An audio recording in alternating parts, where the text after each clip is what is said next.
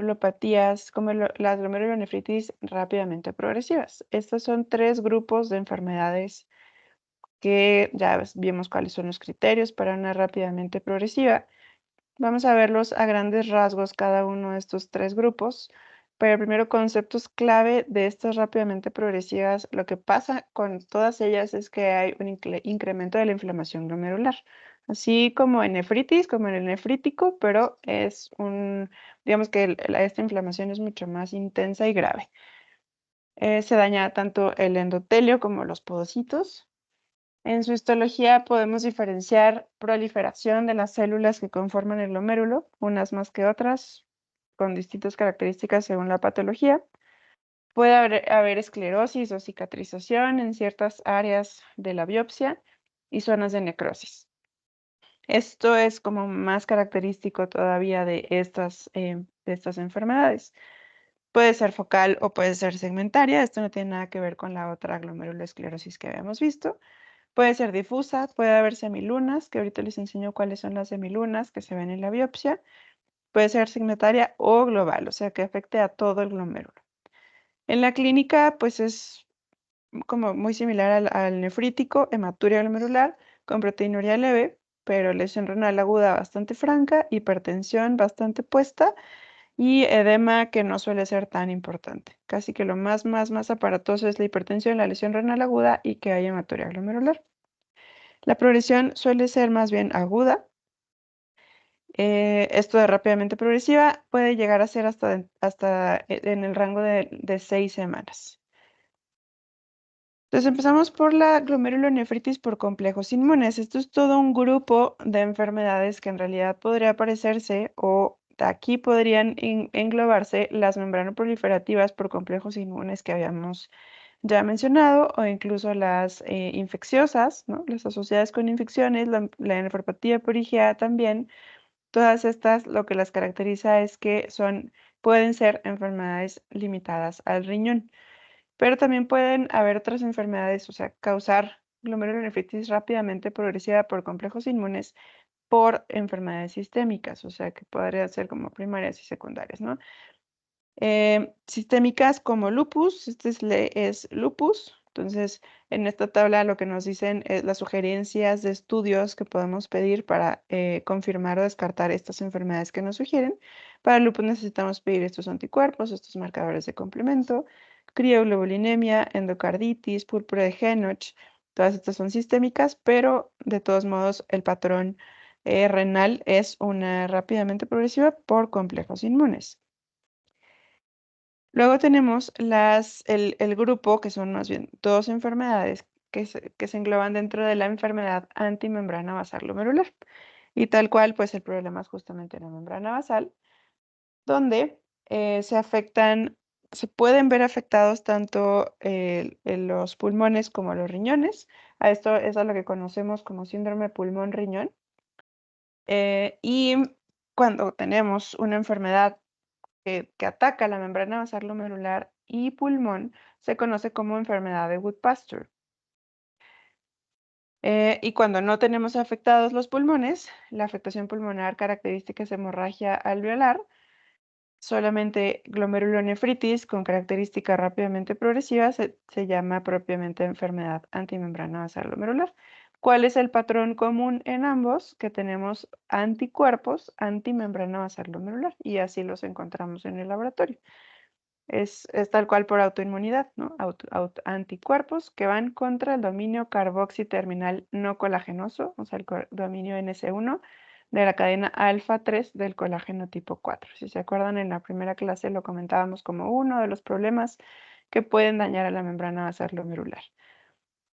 ¿Y por qué puede ser que se dañen estos 2 órganos? Porque, como les pongo acá en esta nota, las cadenas alfa 3 a alfa 5 se encuentran en varias membranas basales. En el glomérulo, en los alvéolos, pero también en la cóclea, en plexos corioideos y en córnea. Y donde más se ve manifestado es sobre todo en riñones y en pulmones. Y como este va contra la cadena alfa 3, pues aunque haya en alfa 3, 4 y 5, realmente simplemente con atacar una de las cadenas se ve manifestada la enfermedad. Y la vasculitis es el tercer grupo o las glomerulonefritis pauci inmunes es el tercer grupo de enfermedades que pueden causar rápidamente progresivas. Creo haberles preguntado en el semestre pasado que no han visto reuma, pero en reuma se ve muchísimo más esto, ¿no? Las vasculitis, tanto, esta imagen es muy característica de cuando leen el capítulo clásico de vasculitis, donde les explica que las vasculitis, justamente como su nombre lo dice, son inflamación de los vasos, pero a distintos niveles, ¿no? Entonces puede haber vasculitis de grandes vasos, vasculitis de vasos medianos y vasculitis de pequeño vaso. Y a eso es, en este grupo se encuentran las glomerulonefritis o la vasculitis glomerular, digamos, ¿no? Es una vasculitis de pequeño vaso porque pues, son capilares prácticamente, ¿no? Capilares glomerulares. Y es propiamente inflamación de esos capilares. Entonces, tenemos tres grupos de vasculitis que conocemos como ANCA, que son anticuerpos anticitoplasma de neutrófilos, y otro grupo de vasculitis ANCA, pero inducida por medicamentos. Entonces, digamos que tenemos cuatro grupos diferentes. Dentro de estos cuatro, los que más conocemos son los primeros dos. El primero es la poliangitis con granulomatosis o GPA, y el segundo es la poliangitis microscópica, que lo conocemos como PAM. Lo- perdón, la poliangitis con granulomatosis eosinofílica es otro de los tipos de vasculitis ANCA. Em, y las características son las siguientes, o sea, todos tienen daño renal. El que tiene más daño renal es poliangitis microscópica, pero casi en la misma proporción que poliangitis con granulomatosis, y por eso son las más conocidas. La diferencia aquí es que justamente esta tiene granulomas y esta no, que esto se ve en la biopsia específicamente. Y el daño pulmonar. Esto también forman parte de los síndromes pulmón-riñón.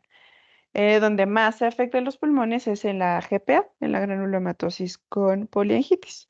Anteriormente, por si en algún libro o artículo o quien sea les dice, es la antiguamente conocida como granulomatosis de Wegener, y la poliangitis granulomatosa con eosinófilos era la antiguamente conocida como enfermedad de Churg-Strauss. Pero bueno, actualmente ya tratamos de no usar nombres propios, sino ya llamarla por su nombre correcto a la enfermedad. ¿Cómo lo vamos a encontrar? Vamos a buscar anticuerpos anticitoplasma de neutrófilos que hay distintos tipos. Hay unos citoplasmáticos, hay otros perinucleares. Esto pues es una búsqueda específica del laboratorio que se va a acompañar de como sus anticuerpos, ¿no? Contra estos o anticuerpos, que serían el PR3 y el MPO. Estos los vamos a buscar igualmente para tratar de identificar cuál es la enfermedad cuando todavía no tenemos una biopsia que tiene el paciente, ¿no? El tratamiento al final pues, realmente es muy similar, el pronóstico no tanto. También la presencia de ANCAS no es del 100% en ninguna de las ocasiones, pero pues encontrarlo nos orienta bastante. Y aquella inducida por medicamentos, sobre todo es por hidralacina, allopurinol y el contaminante de la cocaína que se llama levamisol. Y pues sí lo vemos, la verdad, con cierta frecuencia, pacientes drogadictos o que consumen cocaína contaminada por levamisol que llegan con daño renal rápidamente progresivo, requerimiento de diálisis y todo por esto mismo, ¿no? Entonces, son las diferentes tipos de vasculitis. Y cualquiera de estos tres que hemos comentado, tres grupos de enfermedades, realmente son una emergencia, ¿ok? Ya sea que se presenten solamente como glomerulonefritis rápidamente progresivas o que también tengan hemorragia alveolar, son una emergencia, requieren diagnóstico y tratamiento tempranos. Para su diagnóstico, pues hay que tener una amplia sospecha según lo que el paciente esté manifestando en ese momento. Y estudios de laboratorio que nos pueden servir, pues es el seguimiento urinario, examen general de orina, ver si tiene eritrocitos dismórficos para ver, orientarnos o a que si realmente es una causa rápidamente progresiva. Según la sospecha, y si no hay sospecha, pedimos todo esto: ANCAS, anticuerpos antimembrana basal, complementos C3 y C4, electroforesis de proteínas, Y también según los antecedentes del paciente, ¿no? Si antecedentes familiares o antecedentes personales, incluso si ya sabemos o si sospechamos que tiene alguna infección, algún tipo de enfermedad autoinmune, anticuerpos antinucleares que son los ANA, los pedimos ante sospecha de lupus o de cualquier otra enfermedad autoinmune. Estos otros anticuerpos son más específicos de lupus. Este es factor reumatoide, tanto en lupus como más bien en artritis reumatoide, crioglobulinemias, entre otros, hepatitis B y C, VIH. Estas son las antistreptolicinas, biopsia de piel que nos puede ayudar a no tener que hacer una biopsia renal en caso de, por ejemplo, vasculitis, aunque la vasculitis no necesariamente se tiene que biopsiar, pero justamente nos ayudaría bastante para el diagnóstico y sería un procedimiento mucho menos invasivo que una biopsia renal. Pero finalmente, hacer una biopsia renal en estos pacientes casi siempre va a ser mandatorio para identificar la gravedad del daño y el diagnóstico y el tratamiento dirigidos. Lo más característico en estas biopsias renales es, entre otros, la necrosis fibrinoide que forma semilunas. Necrosis fibrinoide es justamente la presencia de células muertas y acúmulo de ¿cómo se llama? Tejido fibroso, tendencia a la destrucción celular en una de los extremos del glomérulo. Como pueden ver, esto es un glomérulo completo y uno de sus extremos es el que se encuentra con este daño, con esta necrosis celular, que justamente forma como una media luna, ¿no? Alrededor, pegada a la cápsula de Bowman. De hecho, si se fijan, esta es la cápsula de Bowman en línea azul, bueno, en color azul, y aquí se ve destruida, ¿no? Y eso es lo que van haciendo las semilunas o la necrosis fibrinoide, destruyendo el glomérulo, pasando el extremo de este límite que suele naturalmente formar la cápsula de Bowman. Y a esto es a lo que se le conoce como semilunas. Y hay fases activas, fases crónicas, según qué tan avanzada esté la enfermedad. También por inmunofluorescencia nos da la inmunofluorescencia nos da bastantes datos porque, como pueden ver aquí, según el patrón de inmunofluorescencia que encontremos, nos va a orientar a el tipo de rápidamente progresiva de que se pueda tratar. En enfermedad de Goodpasture o enfermedad por anticuerpos antimembrana basal glomerular, justamente la inmunofluorescencia va a ser positiva para IgG lineal y se va a encontrar en la membrana basal. Todo lo que ven en color verde muy brillante está sobre la membrana basal y esto nos habla de que la membrana es la que se encuentra dañada y es precisamente por la presencia de estos complejos inmunes en la membrana basal. Cuando encontramos este otro patrón, que es más bien granular, o sea, como punteado, no tan delimitado como este, también positivo para IgG, nos habla de complejos inmunes también. También por eso está positivo IgG. Y si es complejos inmunes, pues tenemos que sospechar cualquiera de las causas de glomerulonefritis por complejos inmunes, por crioglobulinemia, por IgA, por lupus, por infecciones, y estos ya los patrones ya los vimos anteriormente en cada una de ellas. Y justamente las vasculitis Pauci inmunes se llaman así porque porque su patrón de inmunofluorescencia es negativo. Esto, aunque se ve vagamente el colorcito en el fondo, no pinta ninguna estructura como acá. Es decir, no tiene inmunoglobulinas, no tiene ningún patrón que marque o que atraiga la inmunofluorescencia y por eso se conoce como Pauci inmune. Y son como la granulomatosis con polingitis microscópica o la granulomatosis eosinofílica, que son las vasculitis, ¿no? El tratamiento en realidad no es que necesitemos ahondar mucho en ello, pero es muy importante saber que así como es una urgencia, hay que darle tratamiento empírico de forma inicial, lo más rápido posible. Entonces, desde que llega un paciente a urgencias con sospecha de una rápidamente progresiva, lo que necesitan ellos es un bolo de esteroide bastante potente, que es metilprednisolona de 500 miligramos a 1 gramo vía intravenosa por 3 días, o sea, esto cada 24 horas por 3 dosis, lo antes posible. Ante la sospecha no debemos esperar ni resultados específicos de laboratorio, o sea, no tenemos que tener un diagnóstico de lupus o de lo que sea para poder darle tratamiento. ni siquiera la biopsia tiene que estar hecha o reportada para darle tratamiento. Esto es lo primero que debemos hacer.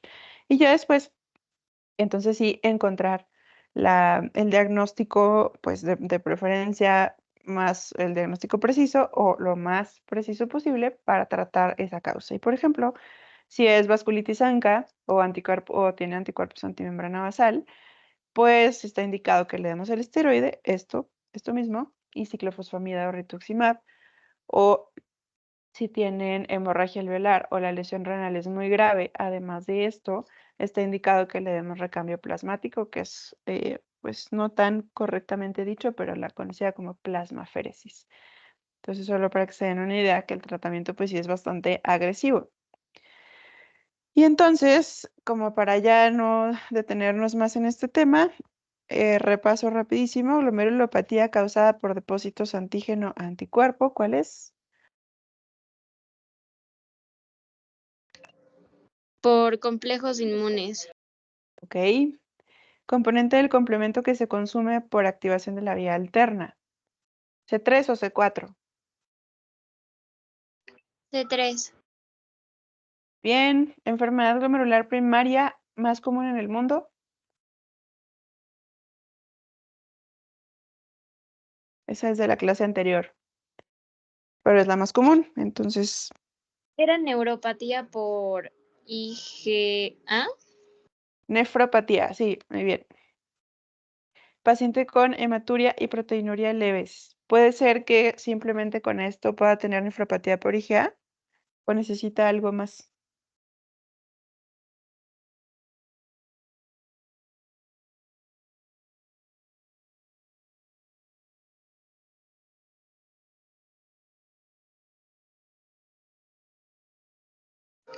Creo que es verdadero, doctora.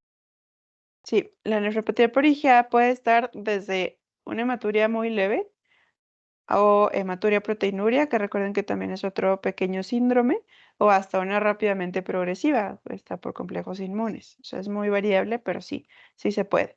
Y entonces, ¿cuáles son las tres formas de presentación de glomerulonefritis rápidamente progresiva? Los tres grupos. Complejos inmunes, anti-MBG y pausinmune. Bien, anti-MBG, que es antimembrana basal glomerular. Muy bien, esos son los tres grupos, que ya dentro de esos tres grupos, pues hay muchas otras. Ok, muy bien. Entonces ahora lo que vamos a revisar son 4 de las glomerulonefritis secundarias o sistémicas. Hay otras más, pero estas me parece que son bastante importante que tengamos al menos una idea.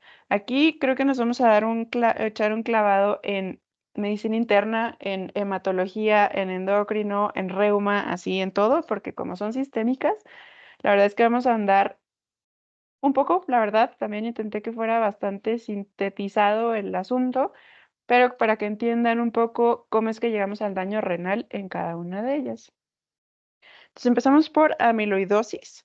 La amiloidosis, como aquí les pongo, es la presencia de depósitos de proteínas en distintos tejidos, que puede ser el riñón, pero también el corazón, la grasa subcutánea, que son como los tres principales, por anormal plegamiento de láminas beta. O sea, hay justamente las proteínas que se forman por plegamiento, estas están mal plegadas y se van a depositar como proteínas específicas en distintos tejidos. Se clasifican según la proteína precursora fibrilar que esté causando el problema. Las principales son la amiloidosis AL, que es amiloidosis por cadenas ligeras, por eso L por light o en español da igual, ligeras. Esta es la conocida como amiloidosis primaria y pues digamos que su nombre correcto sería el mieloma múltiple. Luego tenemos la amiloidosis secundaria, que es la causada por amiloide A, así tal cual se conoce como proteína A, la causante.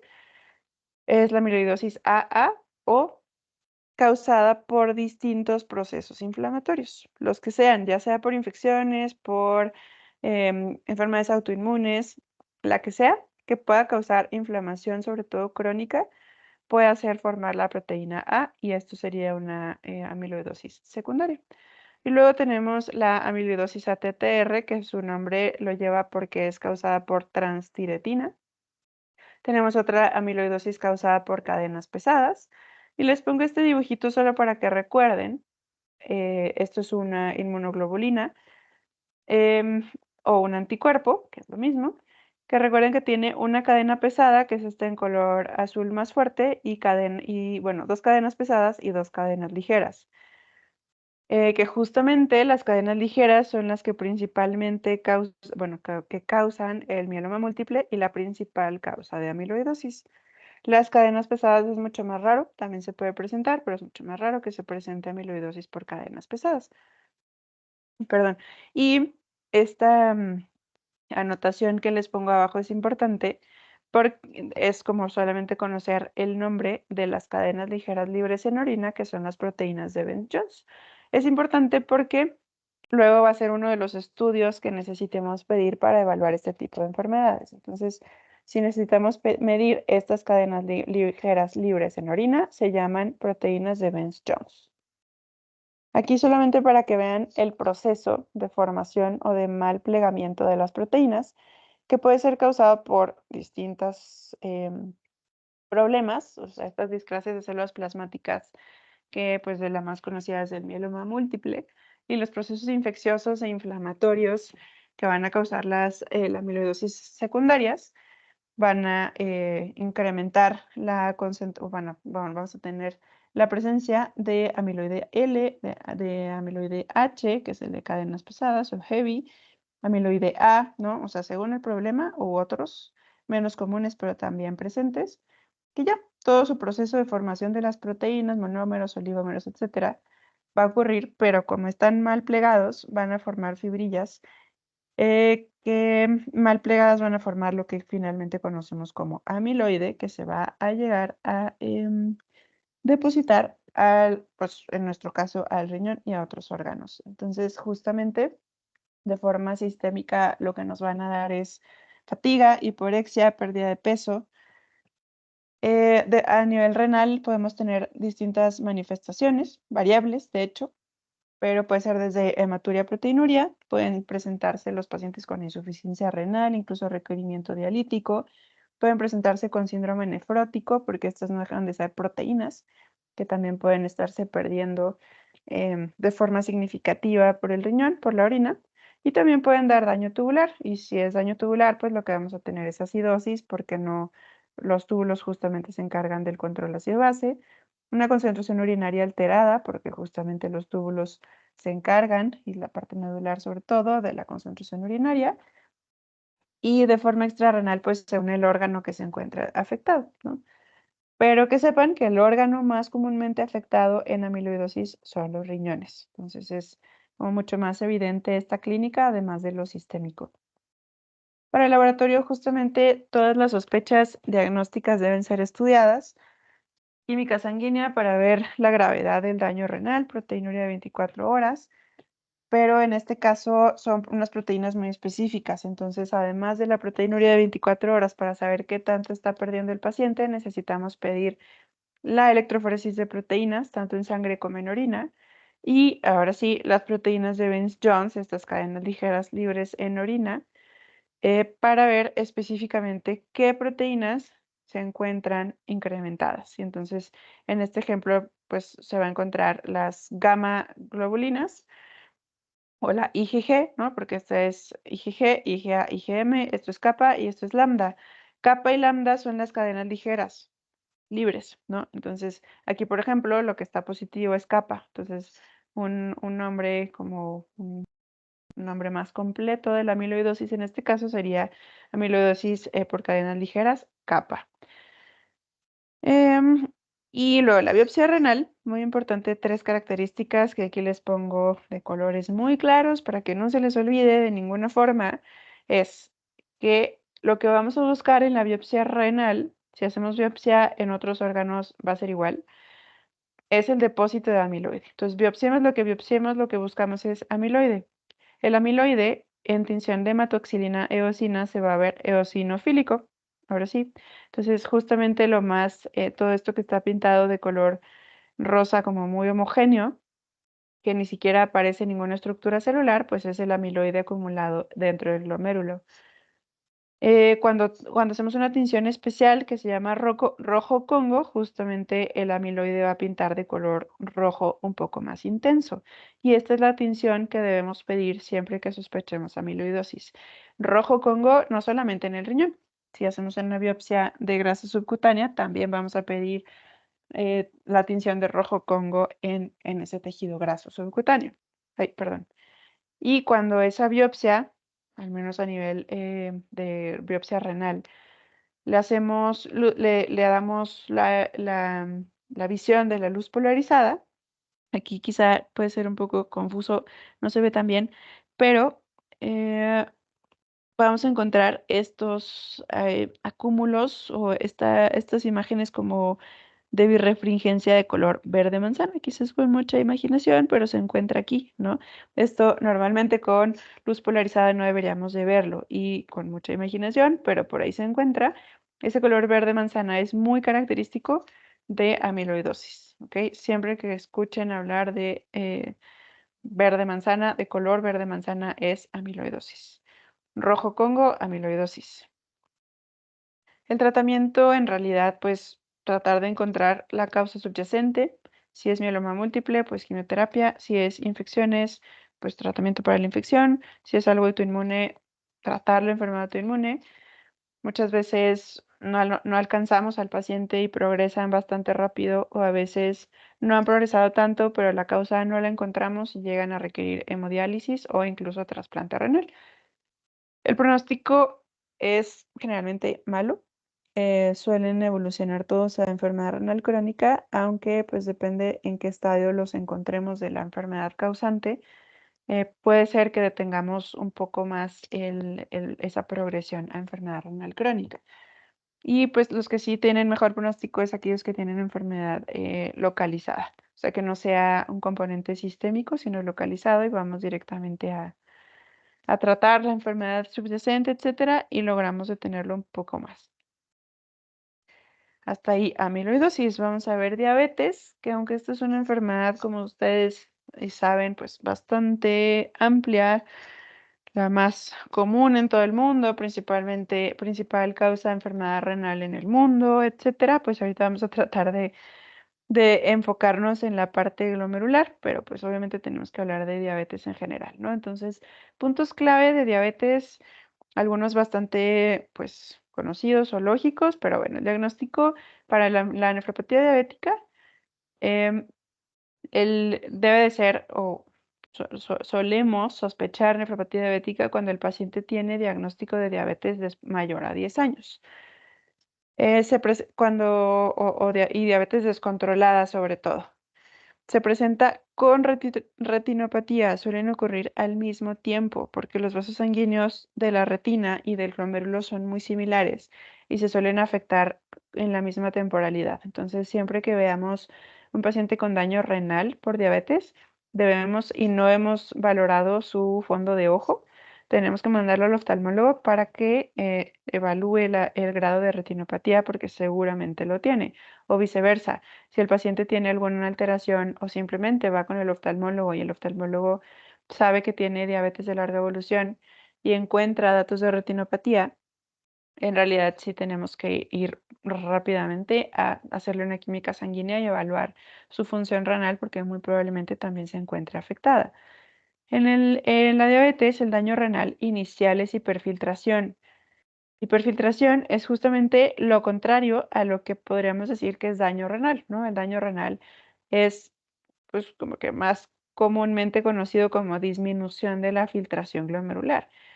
En diabetes, justamente por estos daños que van ocurriendo vasculares, microvasculares con el tiempo, lo que hace el riñón es acelerar su trabajo. Digamos que está como hiperfiltración es hiperfunción, ¿no? Inicial para suplir esa pérdida progresiva pues, de tejido vascular, ¿no?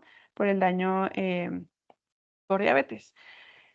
Es decir, que vamos a encontrar la creatinina disminuida. Lo que normalmente buscamos es que si la creatinina está elevada nos alarmamos, pero en este caso si el paciente Normalmente debería tener, no sé, una creatinina de 0,8, tiene la creatinina en 0,5.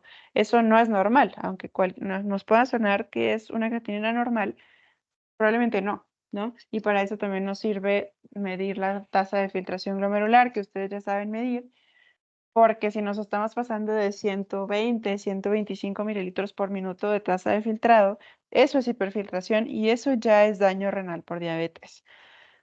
Después de esto, el siguiente paso en el daño renal, ahora sí es pérdida de función renal, ¿no? Ahora sí ya empieza a subir la creatinina y además de la creatinina, la albúmina. Entonces, el primer paso, lo primero que necesitamos buscar en un paciente con sospecha de enfermedad renal por diabetes es albúmina en orina.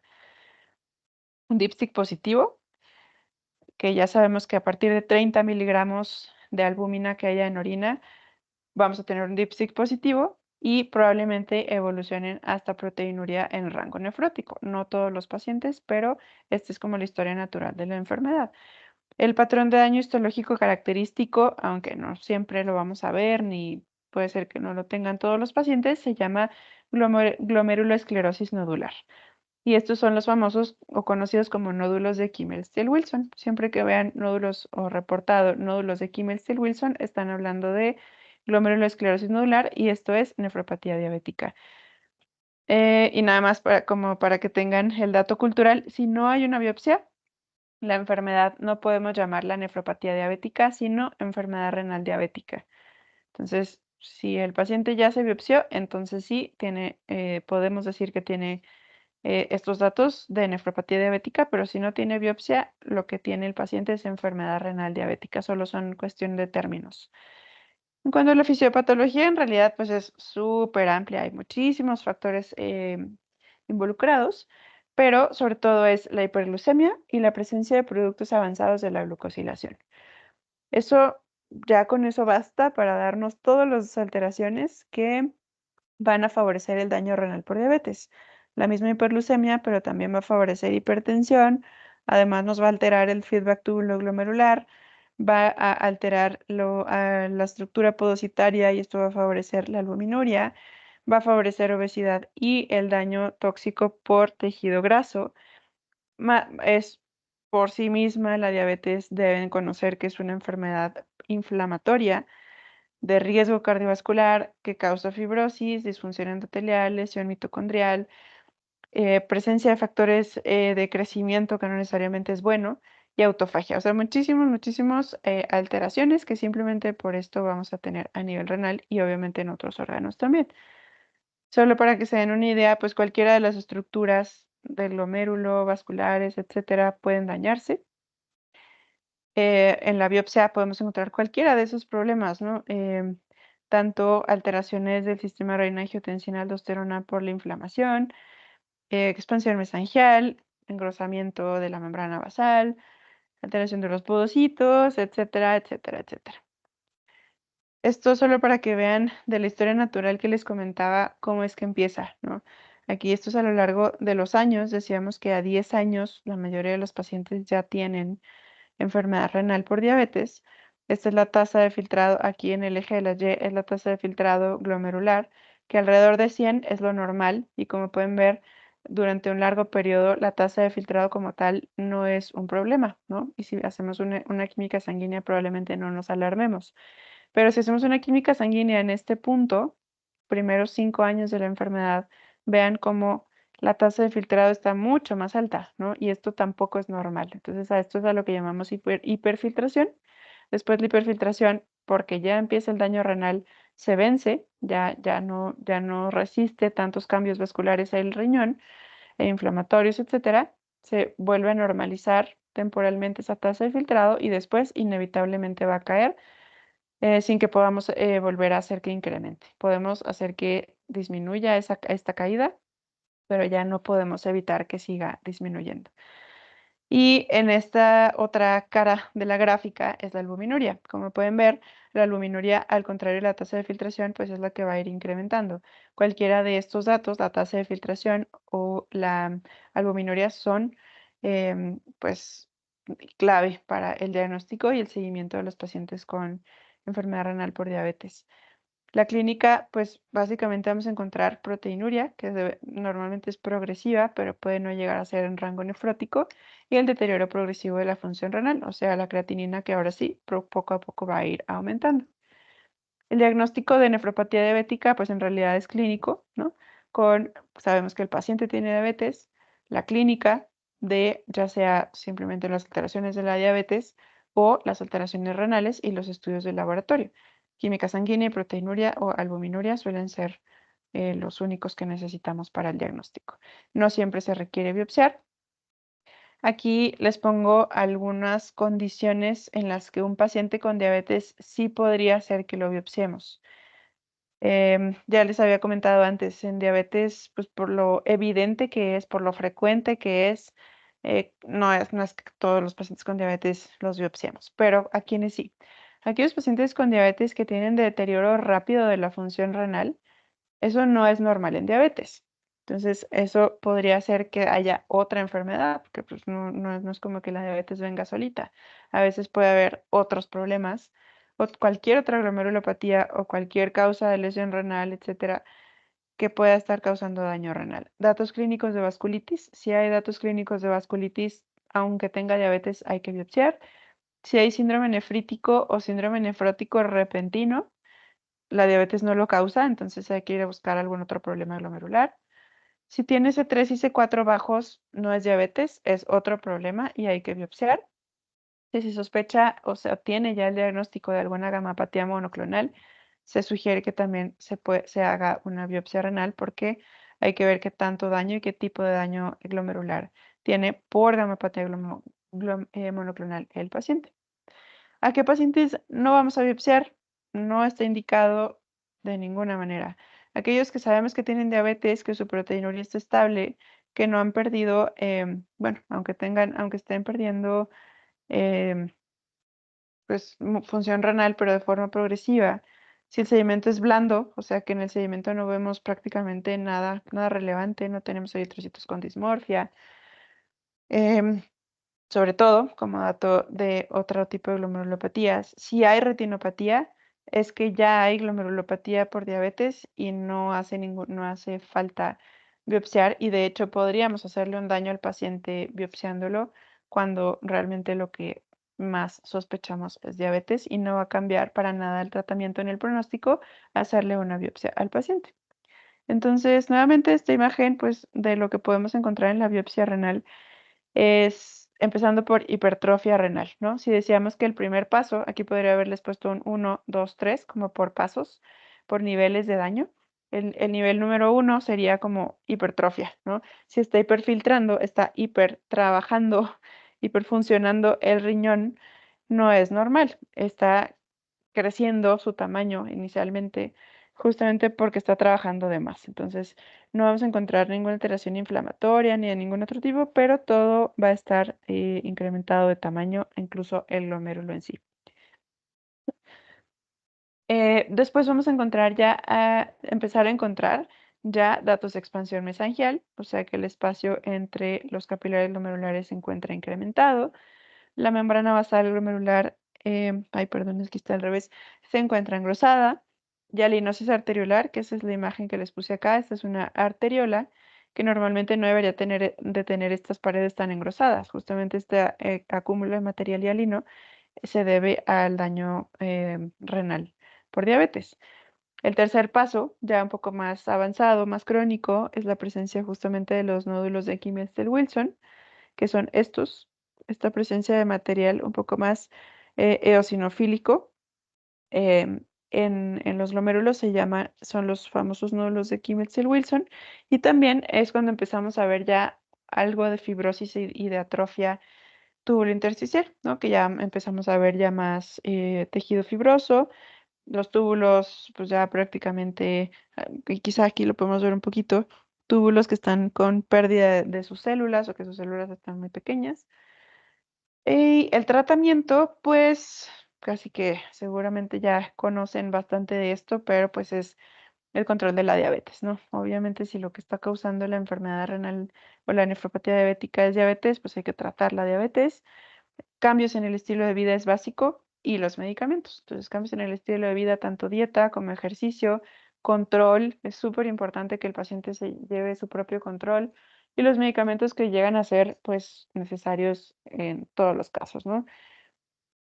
Para la diabetes. Control de la presión arterial en estos pacientes, bueno, y obviamente la restricción de sal también siempre. Control de la presión arterial, que en ellos solemos recomendar IECAS o ARA2, que nos van a ayudar para la protección renal y para evitar que se pierdan más proteínas de las que ya están perdiendo los pacientes. Y SGLT2, inhibidores del SGLT2 que son como empagliflozina y dapagliflozina. Los análogos del receptor de GLP-1 como el liraglutide, semaglutide, son medicamentos más nuevos, pero que se han visto que funcionan bastante bien, tanto los ISGLT2 como los GLP-1 en el tratamiento de la diabetes, del control del peso y de la protección renal. Entonces aquí les enmarco estos 3 grupos de medicamentos que nosotros utilizamos muchísimo en nefrología, también en medicina interna, como nefroprotectores y que tienen función antiproteinúrica, o sea que funcionan disminuyendo la cantidad de proteínas que eliminan los pacientes por la orina. Es muy importante que sepan que como médicos generales tenemos que saber, porque la diabetes es muy común, saber pues enviar, sobre todo si el manejo ya llega a ser más complejo, enviar al médico internista, pero que hay ciertas condiciones para referir directamente al nefrólogo. Referir al nefrólogo sería cuando la tasa de filtrado glomerular es menor a 30 mililitros por minuto, cuando el paciente ya tiene un índice de albuminuria creatinuria mayor a 300 miligramos por gramo y cuando la caída de la tasa de filtrado glomerular ya fue mayor al 25%, según CADIGO, ¿ok? Entonces, si esto está ocurriendo con el paciente, cualquiera de estos, no necesitan ser los 3 juntos, es importante referir lo antes posible al nefrólogo para detener la enfermedad. Ahora, crioglobulinemia. Esta es una enfermedad realmente más rara. Más bien, quizá lo puedan revisar en hematología, pero como en términos generales vamos a ver de qué se trata y por qué daña al riñón y qué es lo que hay que hacer.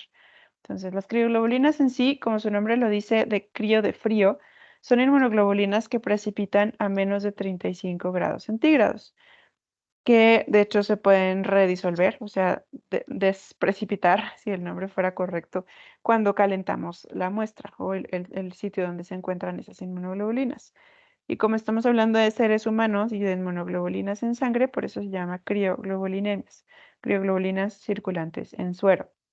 Cuando el suero de estos pacientes se encuentra por debajo de 37 grados, precipitan y dañan distintos órganos. Hay 3 tipos de crioglobulinas, de crioglobulinemia. Está tipo 1, tipo 2 y tipo 3. La tipo 1 es monoclonal y la tipo 2 y tipo 3 son mixtas. Y estos son como conceptos generales, que tiene la crioglobulinemia una amplia asociación con virus de hepatitis C. Entonces, para que se den una idea, la verdad es que no es que necesitemos ahorita ahondar mucho más en, en estas enfermedades, pero existen justamente tipo 1 monoclonales y mixtas que son policlonales y monoclonales. Denme un segundo. Ya. Las monoclonales se refiere a que son solamente un tipo de inmunoglobulinas las que están causando el problema. Un tipo de inmunoglobulinas que van a ser específicamente solo IgM o solo IgG. Y las mixtas engloban policlonales y monoclonales o engloban IgG e IgM.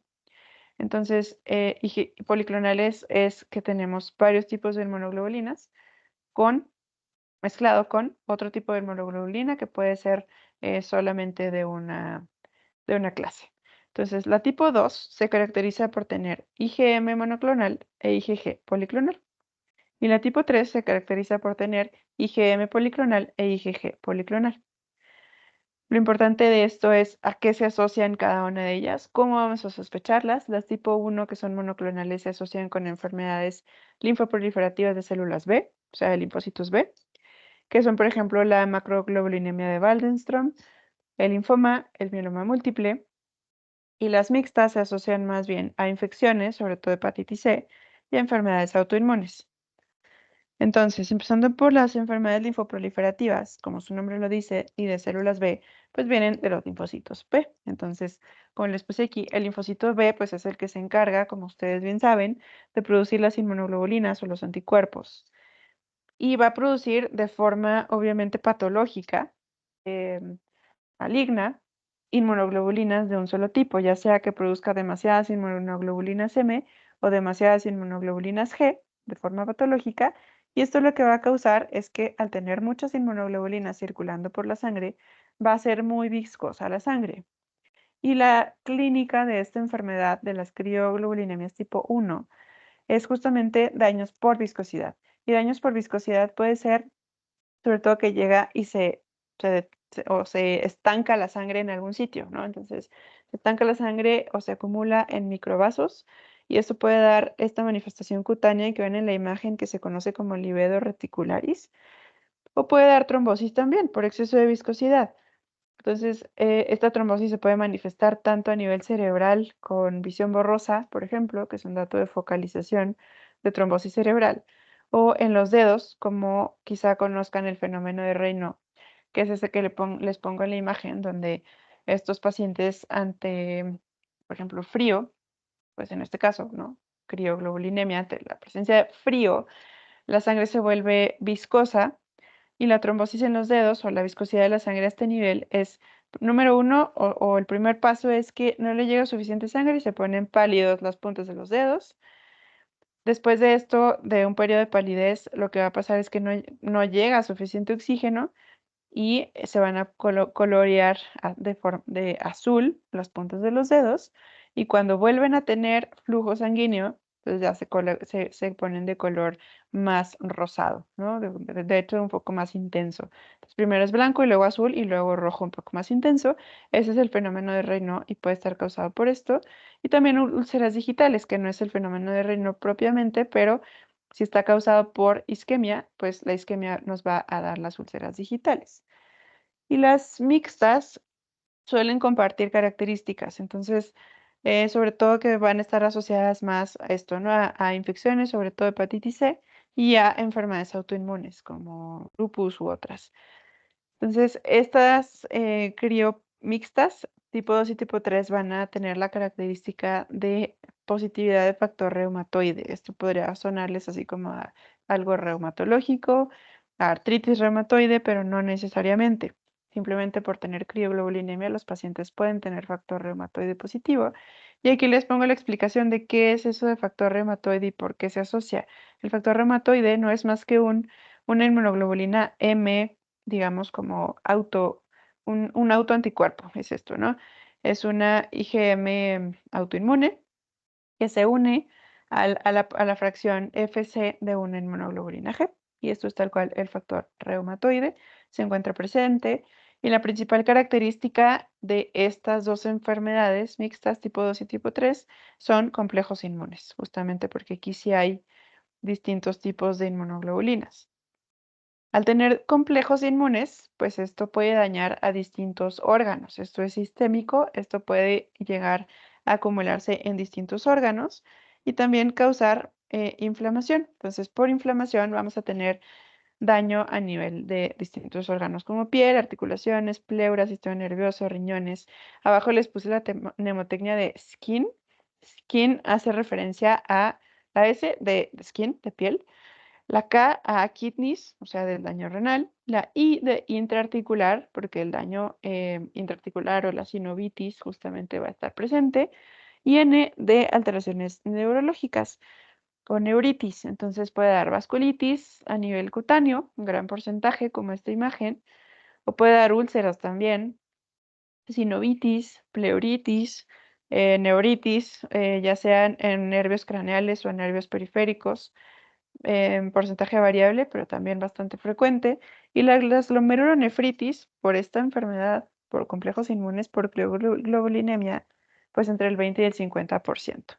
Entonces, estas glomerulonefritis pueden tener distintas manifestaciones em, o características en la biopsia renal. De hecho, depende del tipo de crioglobulinemia de que se trate, son las características que encontramos en la biopsia. Podemos encontrar una membrana proliferativa Y la membrana proliferativa, entre otras características, es que tiene proliferación endocapilar y mesangial. Y a esto sobre todo se presenta en crioglobulinemias mixtas, que son por complejos inmunes. Puede haber necrosis fibrinoide, que esto sí ya es un poco más grave.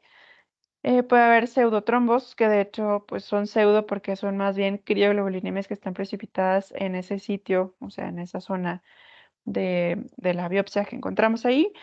Pero también puede haber trombos, ¿no? Microtrombos, que es como en esta imagen, sobre todo si es la tendencia a trombos es por viscosidad, pues es criotipo 1. Y eso es lo que encontramos, ¿no? Es todo esto que se encuentra aquí no debería de estar y son justamente coagulitos que se quedaron ahí atorados por la presencia de crioglobulinas. En la inmunofluorescencia va a teñir positiva para inmunoglobulina, bueno, para la inmunoglobulina de que se trate, ¿no? Recuerden que puede haber IgGs, puede haber IgMs y según lo que haya es lo que se va a encontrar. Por ejemplo, aquí la flecha es lo que les marca que está aquí la presencia de estos trombos positivos o trombos de crioglobulinas con ya sea IgG o IgM positivos.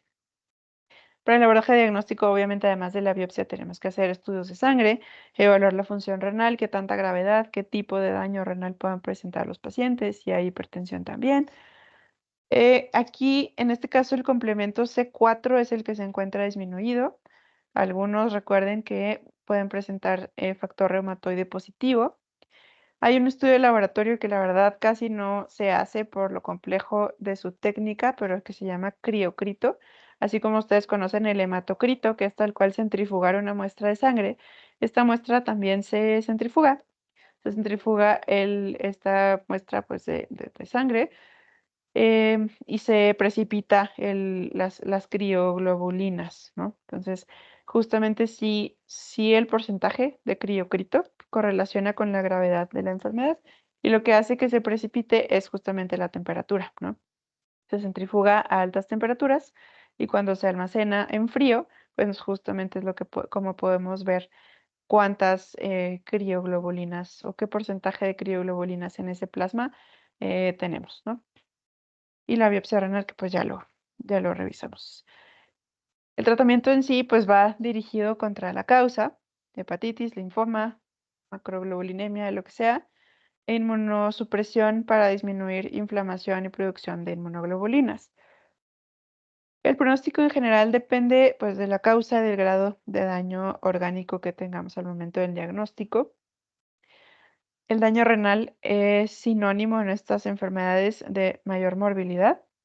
La supervivencia en realidad no es que les vaya tan mal en cuanto al pronóstico renal. La supervivencia en sí es de 80% a 10 años y en cuanto a falla renal solo es del 11% a 5 años. O sea, no es tan grave el daño renal que llegan a tener, sobre todo si identificamos a tiempo la enfermedad causante, pero pues obviamente sí hay ya daño renal. Y por último, lupus. Lupus, pues solamente como para que tengan una idea general, seguro lo han escuchado de una u otra forma, pero es una enfermedad inflamatoria la más común, la más, ¿cómo se llama? Famosa eh, y como sistémica, pues bueno, ahorita van a ver. Enfermedad inflamatoria autoinmune multisistémica con un amplio espectro de manifestaciones clínicas asociadas a la producción de anticuerpos antinucleares. Sus efectos pueden ocurrir en muchos puntos de la cascada inmunológica. Esta es como la enfermedad autoinmune por excelencia. La epidemiología depende de la población, pero o del sitio en el que nos encontremos, pero predomina en mujeres. Imagínense que en una relación de 9 a 15 a 1, o sea, por cada 9 mujeres que tengan lupus, solo un hombre tiene lupus. O hasta 15 mujeres por un hombre, ¿ok? Es mucho más frecuente en mujeres. También predominan razas no blancas en personas de escasos recursos, mujeres, sobre todo jóvenes. Esto es bastante característico, sobre todo entre la segunda y cuarta década de la vida es cuando se manifiesta la enfermedad. Y cuando hay familiares directos, esto también es un factor de riesgo, digamos. Tener un familiar directo con lupus puede significar que también nosotros podemos tener lupus en algún momento de la vida, sobre todo juventud. La presentación es multiorgánica. Como pueden ver, la verdad es que cualquiera de los órganos y sistemas se pueden ver afectados. Yo quiero andar, pues obviamente, en la parte renal. Y la nefritis lúpica se presenta entre el 30 y el 60% de las personas con lupus, según la población o el sitio geográfico en el que se encuentren. En México llega a ser como hasta el 60%. Em, Esta es la fisiopatología. La verdad es que es bastante compleja, pero a grandes rasgos lo que se nos explica es que hay ciertas variantes genéticas que ya de por sí tiene el paciente que llevan a pérdida de la tolerancia inmunológica, que ante la presencia de ciertos desencadenantes o triggers, como infecciones, como medicamentos, como tabaquismo, suelen desencadenar esta respuesta inmunológica, digamos, como descontrolada, ¿no? Se llegan ya a activar estos linfocitos autorreactivos que empiezan a generar justamente esas reacciones de complejos inmunes en todo el cuerpo. Entonces tenemos la presencia de los autoanticuerpos cuando la persona no se ha dado cuenta que tiene la enfermedad. Después ya de forma genérica empiezan a tener síntomas sistémicos como fiebre, fatiga, artralgias. Y ya después, cuando ya tenemos formación de suficientes complejos o suficiente actividad autoinmune, ya llegamos a tener complejos inmunes por todas partes. Entonces, concretamente el daño a órgano renal se presenta como glomerulonefritis por complejos inmunes. Y esto, como en esta imagen medio rara que ven aquí, nos dice que pueden presentarse, no sé, depósitos inmunes subepiteliales. A esto se le conoce como nefritis lúpica clase 5, depósitos inmunes subendoteliales, depósitos inmunes mesangiales, o sea, en cualquier lugar del glomérulo se pueden presentar depósitos de complejos inmunes y esto da daños bastante específicos. La clínica de la nefritis lúpica, pues la verdad es que si el paciente ya se conoce con lupus, lo tenemos que buscar dirigidamente, pero 100% proteinuria. Si no tiene proteinuria, no es nefritis lúpica. Hematuria microscópica, o sea, estos dos son los más frecuentes, pero pues entre otros, ¿no? Proteinuria en rango nefrótico, em, cilindros eritrocitarios en el sedimento, falla renal, bastante común también. Y bueno, ya, hipertensión, alteraciones tubulares son otro tipo de alteraciones que también vamos a encontrar con bastante frecuencia. Para el abordaje diagnóstico, uno es la sospecha clínica, otros son los anticuerpos, que hay que sospechar, bueno, más bien solicitar en todos los pacientes. Incluso la intensidad o la cantidad de anticuerpos, autoanticuerpos que encontremos también nos pueden hablar del grado de actividad de lupus que tengamos. Complemento, lupus consume tanto C3 como C4, así que C3 y C4 se pueden encontrar disminuidos. Y en cuanto a la función renal, pues lo que ya conocen. Entonces, para evaluar la gravedad del daño renal, pues vamos a ver cómo se encuentra la tasa de filtrado glomerular, si el sedimento se encuentra activo, o sea, si tiene hematuria glomerular, si tiene proteinuria y si la tasa de filtrado está disminuida. El sedimento está activo o proteinuria mayor a 0.5 gramos por día, así es indicación sí o sí de realizar biopsia renal. ¿Esto por qué? Para ayudarnos a guiarnos al diagnóstico, al tratamiento y a conocer el pronóstico del paciente. Aquí esta imagen está medio rara, pero al final se entiende, me parece que se entiende bastante bien para entender el diagnóstico histológico de los distintos tipos de nefritis lúpica. Tenemos 6 clases de nefritis lúpica, se las pongo aquí. La nefritis lúpica clase 1 es la más leve, donde en realidad solo tenemos tendencia a acúmulo de complejos inmunes mesangiales, pero en realidad la microscopía electrónica se ve normal. Lo que tenemos aquí es que de color verde son los podocitos, la membrana basal está en color gris, en amarillo es el endotelio capilar, en rojo es una célula mesangial y esto es normal. Digamos que solo los puntos negros son los complejos inmunes acumulados.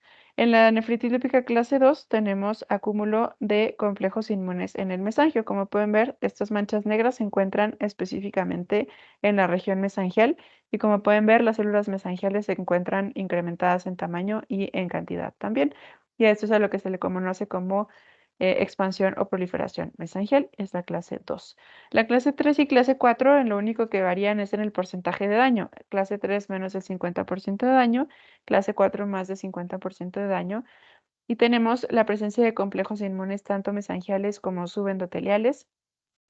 Y también inflamación. Estas células en color verdecito más bajito son neutrófilos. También son datos de inflamación a este nivel. Y a nivel endotelial, a esto se le conoce también como proliferación endocapilar, pero menor al 50% y aquí mayor al 50%.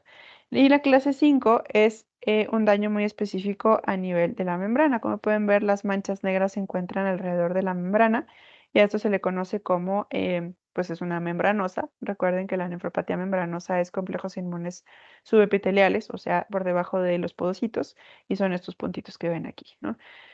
Finalmente, tenemos también la posibilidad de tener tanto clase 3 y clase 5 o clase 4 y clase 5 y los complejos inmunes se encuentran por todas partes. Y la clase 6 ni siquiera la ponen en la imagen porque es un daño de esclerosis, o sea, de fibrosis del glomérulo mayor al 90%. Aquí solo para que se den una idea de cómo se ve más o menos en la microscopía de luz. Esta es la peor imagen, pero esto es normal. Esto es expansión mesangial. Aquí tenemos ya un poco de daño tanto endocapilar como mesangial. Aquí daño mayor al 50%. Aquí el daño más bien es a nivel membranoso con engrosamiento y rectificación de las membranas basales. Y aquí todo mezclado. Aquí quiero que vean cómo la inmunofluorescencia se encuentra positiva para todos los marcadores. A eso se le conoce como patrón en casa llena. Esto es muy característico del lupus. No es patognomónico porque hay otras condiciones que lo pueden tener, pero para que vean, todos los marcadores que utilizamos son IgG, IgM, IgA, C1q, C3, kappa y lambda. Son todos los, bueno, falta fibrinógeno, pero son casi todos los marcadores que utilizamos y todos se encuentran positivos porque en lupus se encuentra todo esto depositado en el glomérulo. Y aquí nomás para que se den una idea del tratamiento es bastante variable. Todo tiene que ver con inmunosupresión, pero también depende del tipo de daño que tenga el paciente, según si es clase 1, clase 2, clase 3, clase 4, 5, 6, e incluso hay otros tipos de daño glomerular distintos a los que les comenté. Depende del tipo que tenga el paciente, es una terapia más dirigida. Entonces es bastante complejo, no necesitan sabérselo, solo que sepan que existen distintos métodos formas de dar tratamiento, todo es inmunosupresión, pero luego ya hay que dar ciclofosfamida, ácido micofenólico, azatioprina, etcétera. Distintos tipos de tratamiento. Esto me interesa bastante que lo tengan presente. El pronóstico renal en lupus depende mucho de la cantidad de recaídas que tengan los pacientes. La línea azul es la progresión de daño renal normal. Cualquiera de nosotros, a partir de los 30 años, vamos a empezar a tener pérdida de función renal de forma fisiológica o esperada, normal. Pero los pacientes con lupus, esta curva la van a tener, sí, como cualquier persona, pero entre cada recaída que tengan va a hacer que pierdan muchísima más tasa de filtrado glomerular y que sea irreversible. Entonces, este es un primer episodio de nefritis lúpica, o sea, de actividad renal por lupus. Y a partir de aquí sigue la curva. Entonces, si no vuelve a tener, después de la primera episodio de lupus, de actividad renal por lupus, si ya no vuelve a tener actividad, esa curva pues ya sigue, ¿no? Sigue con la misma pendiente que en cualquier otro paciente, pero si tiene otra recaída, va a ser perder más función renal y más función renal y así hasta llegar a ya no tener tasa de filtrado, hasta requerir diálisis, que suele ser pues desgraciadamente con más frecuencia de la que quisiéramos, sobre todo en mujeres jóvenes, es bastante característico. Y por último, vamos a hablar de la microangiopatía trombótica como otro problema glomerular que ocurre, pues como su nombre lo dice, a nivel de los vasos, ¿no? Es daño endotelial el que ocurre en este problema que también, pues el daño endotelial se va a presentar no solamente a nivel glomerular. Tenemos anemia, que es anemia característicamente hemolítica, microangiopática, es lo que vamos a buscar por el daño endotelial, y agregación plaquetaria en pequeños vasos por el mismo daño endotelial. Entonces, esto es lo que nos va a dar, tanto la anemia como la agregación plaquetaria, daño a órganos blanco. Entonces, causas pueden ser muchísimas. Pueden ser causas primarias, causas secundarias, infecciones, como todas estas que tienen aquí. Las más características, las que siempre debemos sospechar, son E. coli, enterohemorrágica o la toxina Shiga, Shigella y otros. PTT, que es la púrpura trombocitopénica trombótica, y SHU, que es el síndrome hemolítico urémico, puede ser típico o atípico. La preeclampsia, el síndrome de HELP, que viene acompañado de la preeclampsia. Trasplantes, sobre todo de órgano sólido. Trasplante de médula, células madre hematopoyéticas. Causas metabólicas como deficiencia de vitamina B12. Enfermedades autoinmunes como lupus, como síndrome antifosfolípidos, como crisis renales por esclerodermia. Malignidad, como aquellos con adenocarcinomas metastásicos o gamapatía monoclonales, o aquellos pacientes que tengan cualquier cáncer, pero que hayan hecho hipertensión maligna. Y ciertos medicamentos, que es bastante raro, pero que los inhibidores de calcineurina como tacrolimus y ciclosporina pueden darlo, gemcitabina y estos antifactores de crecimiento endotelial vascular. Entonces, esta es la imagen clásica del artículo clásico de microangiopatía trombótica, donde nos dice todas las posibles o conocidas causas de MAT. MAT es así como lo conocemos coloquialmente. Hay MAT hereditaria, que es la famosa PTT por deficiencia o mutación de Adams 13, o SHU atípico por alteraciones en el complemento, anticuerpos anti-Adams 13, que es la MAT primaria adquirida, secundarias, que son todas las que ustedes quieran y pueden ver aquí, y causas infecciosas, sobre todo la causada por E. coli, por neumococo y por VIH. Las manifestaciones clínicas y de laboratorio de MAT son esta triada clásica que, como ustedes necesitan saber, pues no siempre está presente al 100%, pero siempre hay que buscarla. Es en sangre, vamos a buscar anemia hemolítica microangiopática, cuyas manifestaciones en laboratorio van a ser reticulocitos incrementados, DHL, o sea, deshidrogenasa láctica incrementada, aptoglobinas disminuidas, bilirrubina indirecta incrementada por la hemólisis y esquistocitos en el frotis. Los esquistocitos son estas imágenes como las que son los helmet cells o células en casco. Trombocitopenia, por esto de la agregación plaquetaria que ocurre por el daño endotelial. Y trombocitopenia definida como menos de 150.000 plaquetas o pérdida o disminución de más del 25% de las plaquetas con respecto al basal previo del paciente. Y el tercer punto de la triada es la lesión renal. Vamos a identificar lesión renal aguda, o puede haber proteinuria, o puede haber hematuria glomerular sin estos dos anteriores, que se va a acompañar o no de las alteraciones en sangre, ¿ok? Si tenemos solo lesión renal, solo el daño renal, pero con esquistocitos en riñón, por ejemplo, o esquistocitos o en el frotis sanguíneo, o en la biopsia encontramos datos de MAT, ya con eso es suficiente. Pueden o no estar todas las características presentes. Hipertensión arterial, pues es como bastante característico en estos pacientes. El abordaje diagnóstico en realidad depende de las causas probables de diagnóstico, ¿no? O sea, hay que sospechar según la clínica. Entonces, para todos los pacientes con sospecha de MAT, hay que hay que hacerles cultivos para evaluar si tienen, no sé, E. coli, buscarles VIH, buscar homocisteína ácido metilmalónico para descartar deficiencia de vitamina B12. Si es esto, pues la verdad es que el tratamiento va a ser bastante simple.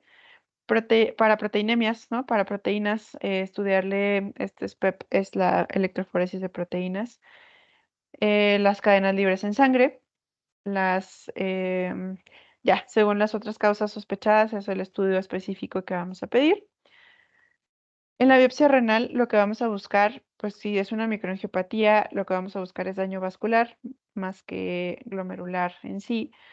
A nivel de glomérulo, pues el endotelio, como esto es la parte vascular del glomérulo, el endotelio es el que puede tener edema. Eso es justamente la endoteliosis, ¿no? Pero es el edema endotelial y mesangiolisis, es decir, destrucción de las células del mesangio, que se ve, pues, vamos a saber, ser nosotros quienes diagnostiquemos este desastre, pero destrucción de las células mesangiales, ¿no? Em, la presencia de necrosis fibrinoide, o sea, ya de daño necrótico justamente por pérdida de células vasculares, tanto dentro del glomérulo, o sea, esta endoteliosis que vamos a encontrar, el edema alrededor de todos los capilares endoteliales y la presencia de esta necrosis fibrinoide en los vasos sanguíneos. Esto es el glomérulo y esto es un vaso sanguíneo ahí ¿cómo se llama? Peritubular, que se encuentra ya con datos de necrosis fibrinoide. Trombos de fibrina en el polo vascular, este es el polo vascular del glomérulo, esto es fibrina, eso lo vamos a encontrar en la biopsia. Esto es como daño más bien agudo. Y daño más crónico es cuando encontremos ya duplicación de las asas capilares, como les muestra aquí las flechas negras. Las asas capilares se encuentran engrosadas. No es membrana basal, es el capilar glomerular el que se encuentra engrosado porque el tejido tiende a generar su propio crecimiento, ¿no? Autocrecimiento por la cronicidad del daño vascular. Y justamente esto es a nivel del glomérulo y fuera del glomérulo, este es un vaso sanguíneo peritubular, estos son los tubulitos. El vaso sanguíneo peritubular llega a hacer este crecimiento hacia afuera, como en capas de cebolla, se conoce, de proliferación de sus propias capas musculares. Estos son los daños crónicos que vamos a encontrar. Manifestaciones extrarrenales, así como del riñón, pues va a afectarse de distintas maneras. Extrarrenalmente puede ser, no sé, neurológicamente puede ser crisis convulsivas, alteraciones del estado de conciencia, eventos vasculares cerebrales, por tal cual, por daño vascular, ¿no? Pancreatitis y hepatitis por microangiopatías o sí, trombóticas. Cardiovascular, infartos, obviamente, también porque se ocluyen los vasos sanguíneos de las arterias coronarias, más bien. A nivel gastrointestinal, diarrea, vómito, dolor abdominal, también por daño vascular. Úlceras digitales, gangrena púrpura por daño vascular. A nivel ocular, visión borrosa por daño vascular. A nivel de pulmones, hipertensión pulmonar, disnea, tos, hipoxemia, también por que no hay suficiente llegada de oxígeno a los alvéolos, o más bien intercambio de gases. El tratamiento en realidad inicialmente es empírico. Hay que hacer recambio plasmático si no se identifica la causa porque probablemente estamos ante casos de síndrome hemolítico urémico, por ejemplo, que uno de los tratamientos es eliminar anticuerpos. Esteroides, si es que hemos descartado infecciones o esclerodermia. Si el paciente tiene sospecha de infección o sospecha de esclerodermia, está prohibido dar esteroides porque se puede exacerbar la enfermedad. E identificar y suspender posibles agresores. Y de forma más dirigida, pues según, ¿no? Si sospechamos SHU, pues hay que pedir, más bien, solo es, ¿cómo se llama? Infeccioso, ¿no? Entonces, tratamiento de soporte únicamente. SHU atípico, esto es en relación con problemas del complemento y hay que justamente tratar directamente esta parte con plasmaféresis, con eculizumab. Si es PTT, lo que necesitamos es justamente inmunosupresión y plasmaféresis también. Si es daño autoinmune, tratar la enfermedad. Hipertensión maligna, pues control agresivo de la presión arterial. Y si es preeclampsia, pues ya lo veremos después, pero es resolver el embarazo para eliminar la causa del problema vascular. Entonces, ya con esto terminamos. Entonces, ustedes díganme, le piden al laboratorio medir cadenas ligeras libres en orina. ¿Qué nombre o qué le van a decir al laboratorio? ¿Con qué nombre solicitan estas cadenas libres en orina?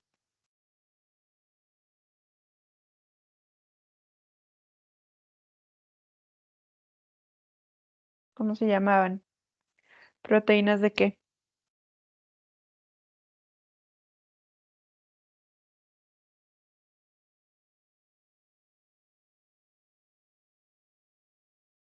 Marisol,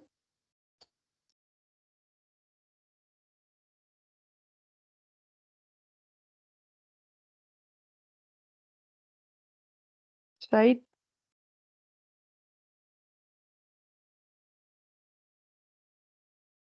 ¿Nadie sabe? ¿Nadie lo anotó por ahí?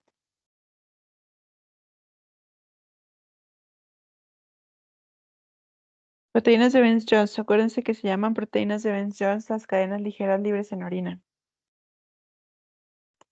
Y si quisieran diferenciar el tipo de proteína que predomina en sangre o que predomina en orina, ¿qué piden? Además de proteínas de 24 horas que necesitamos. La electroforesis. ¿Ok? Es el órgano más comúnmente afectado en amiloidosis.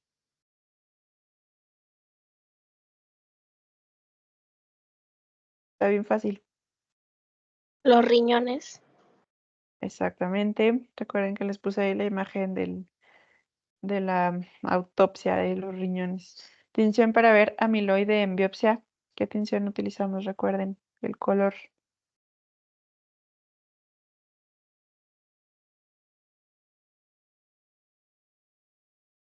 ¿Es rojo en Congo? rojo Congo. Muy bien. El daño renal por diabetes empieza con hiperfiltración.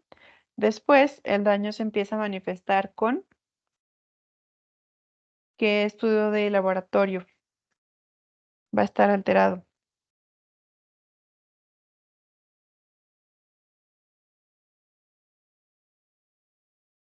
Albuminuria, doctora. Exacto. Primero es hiperfiltración, es creatinina bajita, pero después ya empezamos a obtener albúmina arriba de 30 miligramos.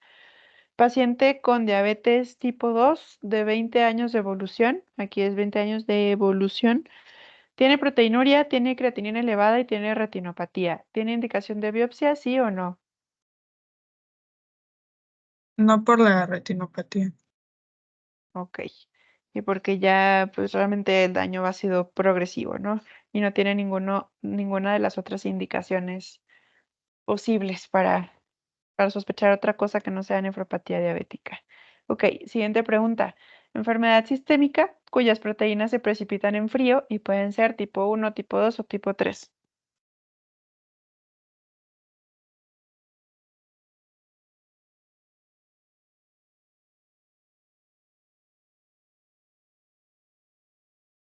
Crioglobulinemia. Ok, crío, acuérdense, crío hace referencia a frío. Infección más relacionada con esta enfermedad. Ay, ya se las puse, perdón. Bueno, es hepatitis C. El daño tisular en crío tipo 1 se asocia a ¿qué le pasa a la sangre?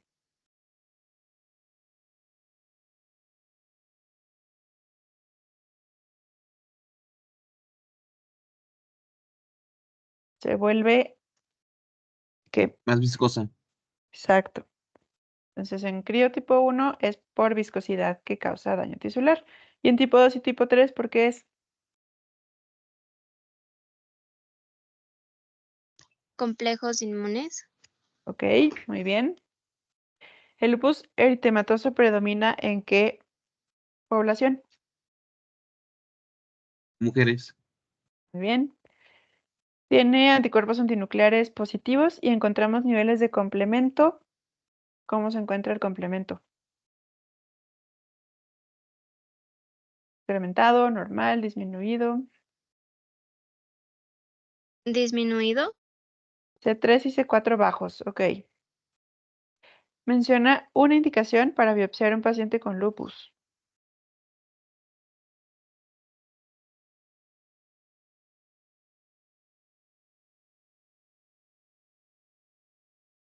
Son varias. Estaban en un cuadrito de color anaranjado. Si la tasa de filtrado glomerular se encontraba disminuida y si había Ajá. sedimento activo, ¿Y qué más?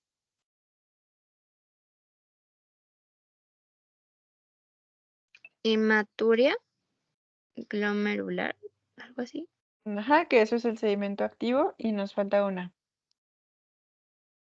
Digo, cualquiera de proteinuria, esas, exacto. Cualquiera de esas, si está presente, ya con eso es indicación de biopsia, ¿ok? No necesitamos tener las tres juntas. Y triada clínica de MAT, de microangiopatía trombótica. Número 1, 2 y 3.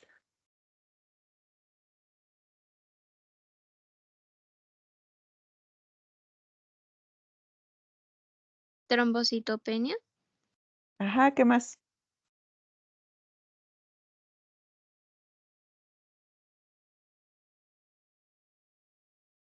El daño endotelial por MAT causa trombocitopenia, causa anemia, pero ¿de qué características?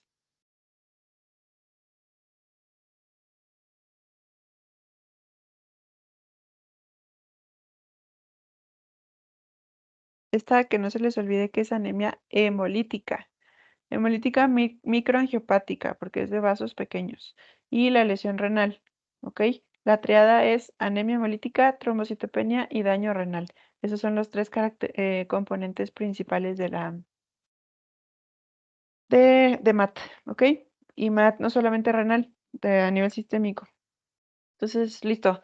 Con esto se nos fue todo el tiempo de la clase, pero ni modo. La próxima vamos a ver nefropatías en enfermedades cardíacas y hepáticas. También es un tema súper interesante, muy bonito, muy común y muy largo. Entonces, vamos a tratar pues, de ser concretos. Si ustedes pueden leer el tema, va a ser mucho más fácil que lo entiendan y que no tengamos que detenernos. ¿Alguna pregunta o comentario?